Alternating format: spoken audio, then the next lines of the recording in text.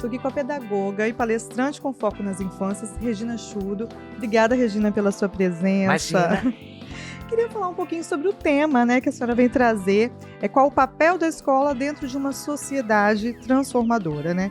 Então, assim, qual que é a mensagem que a senhora quer deixar aqui hoje para os professores, para os pedagogos, diretores e para os gestores? Muito bem. É um prazer estar aqui no Cinep Espírito Santo. O tema, eu diria que mais do que uma escola para uma sociedade transformadora, a escola também terá de exercer um papel de transformação. Vamos pensar assim que até os anos, início dos anos 90, o papel da escola era muito da pedagogia transmissiva, transmitir conteúdos. Hoje não. Hoje a gente precisa trazer uma certa potência para a escola, valorizando a educação e que os saberes mais relevantes sejam dado foco, como, por exemplo, obviamente, a questão tecnológica, mas a questão tecnológica de uma forma mais humanizada. Sim. Ontem, a Câmara dos Deputados estão tentando aprovar em regime de urgência, por causa do fenômeno Felca, para poder falar da proteção às infâncias. Sim. Então, uma das questões, por exemplo, para uma escola transformadora nessa sociedade em ebulição, é que a gente proteja mais nossas crianças, que a gente permita que as crianças sejam crianças, que a gente reduza o tempo de tela na primeira infância, principalmente. E que na escola nós possamos trabalhar mais com vivências significativas, voltadas às questões emocionais, às questões ambientais, familiares, humanas, porque me parece que a gente está tão conectado e a gente está esquecendo de fazer conexão humana. É tanto tempo desses meninos, muitas vezes na tela, às vezes nos jogos, sem saber onde é que o lobo mau está se escondendo dentro da internet, dos perigos que rondam hoje dentro da própria na Deep Web, como também, por exemplo, em jogos como Roblox, que os meninos acessam muito. Então, falar dessa escola mais humana, voltada para as mudanças que a gente quer para a nossa sociedade. Todos nós queremos uma sociedade ou mais tranquila, sem tanta violência, sem feminicídio, sem violência contra a criança, com diminuição da violência sexual, do abuso sexual.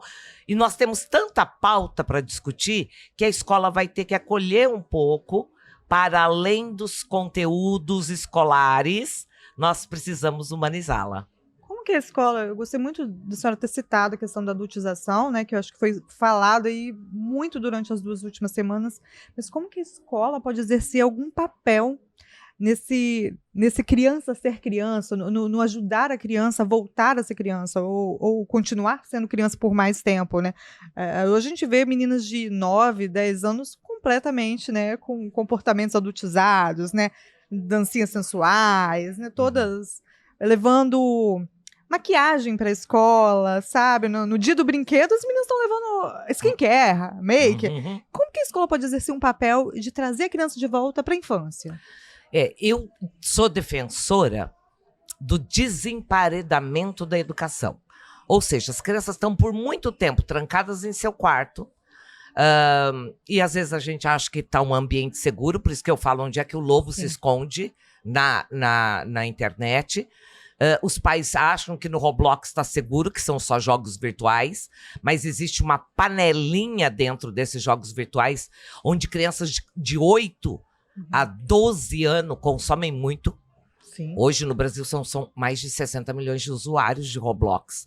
Então, e lá dentro tem uma certa perversidade, transformando essas crianças em adultos, né? Sexualizando muito precocemente. E as crianças não têm o desenvolvimento neuronal suficiente ainda para fazer a escolha entre esse bem ou o mal. Então, por exemplo, a tecnologia, a internet, os jogos são desafiadores para a criança. Como é que a escola pode, então, evitar um pouco isso? É trazendo desafios para a escola. As antigas gincanas que a gente fazia tanto, as Olimpíadas que são importantes, dedicando mais à arte, à cultura, à música, à plasticidade, também trazendo mais o brincar, desemparedando essas crianças, que as escolas tenham mais espaços de área verde, porque a área verde nos acalma, deixa essa geração menos ansiosa, tira do quarto, tira de frente da tela. E somos nós, adultos, que somos os marinheiros mais experientes, que precisamos conduzir, que a criança vá fazer mais práticas esportivas, né? que tenha uma imersão no mundo da arte. Isso tudo a gente pode distanciá-los um pouquinho, pelo menos, dos perigos que rondam hoje as redes sociais, os jogos eletrônicos, né? E tudo que tem aí na Deep Web. Então, a gente tem que tomar um pouquinho de cuidado mesmo. E isso não quer dizer que a escola não precisa inovar, né? E quando a gente fala inovação, a gente não está falando só de tecnologia digital, né? Mas inovar nas formas, nas metodologias, assim, a escola precisa aliar esse passinho atrás do brincar e do lúdico com o inovar, né? Exatamente. Inovar significa trazer algo novo, mais intuitivo, mais inspirador para o ser humano. Porque as tecnologias, elas são tão potentes, tecnologias digitais, elas são tão potentes, elas nos absorvem tanto, que a escola precisa trazer outros encantos. E um deles é a conexão com a natureza.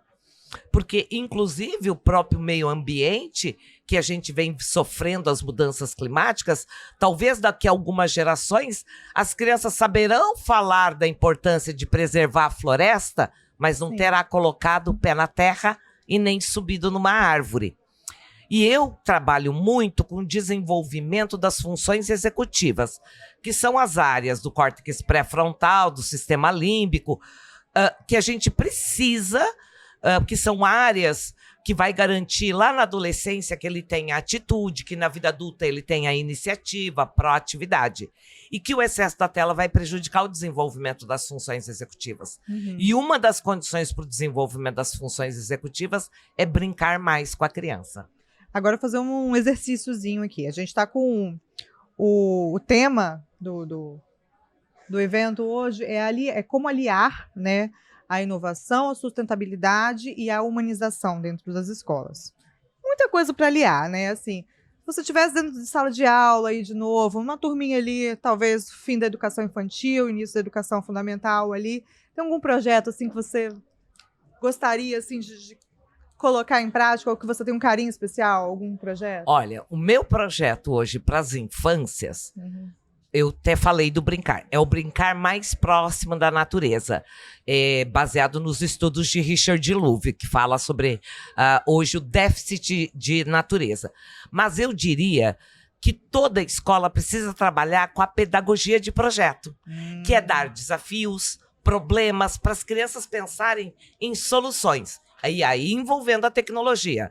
Por exemplo, o que a gente pode fazer para ter uma cidade mais verde? O que a gente pode fazer para ter uma família mais engajada com a criança, menos negligente, né, que se envolva? O que eu posso fazer pelas questões da água, da energia no nosso país? Fazer as crianças pararem para pensar, por exemplo, sobre as crianças da rede privada.